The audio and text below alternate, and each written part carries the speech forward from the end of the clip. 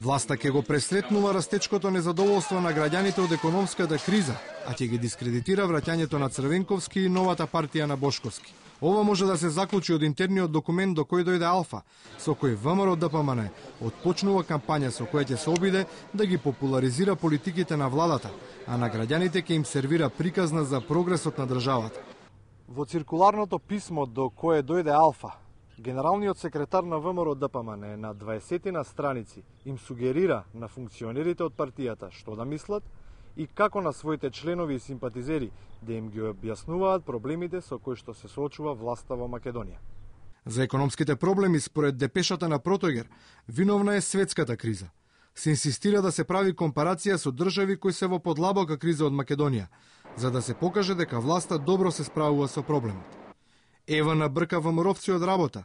Тоа е еден од аргументите со кои локалните ВМРО-вци ќе го бранат спорот со австриците, а за сведност дека владата не може да стори ништо, освен да посредува.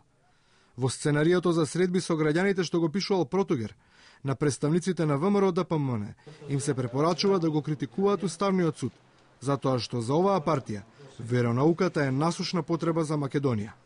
Треба да се оправдаат и спомениците и црквата покрај плоштадот.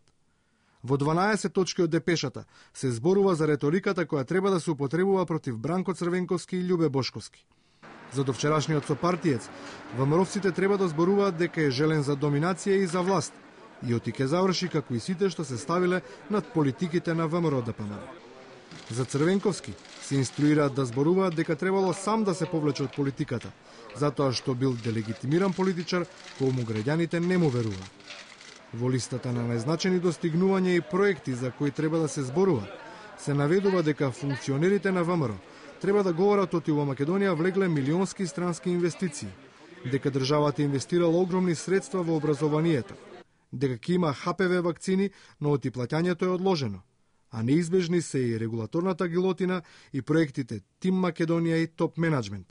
Интересно е дека за најгорливиот проблем, спорот со името, на своите функционери, Протогер им препорачува да се повикуваат на страната 146 од програмата Преродба во 100 чекори, проширена и надградена. Решението за спорот мора да оди на референдум, се вели во циркуларното писмо, во кое Мартин Протогер им објаснува на партиските функционери како на граѓаните да им ги толкуваат позициите на власта во спорот со Грција.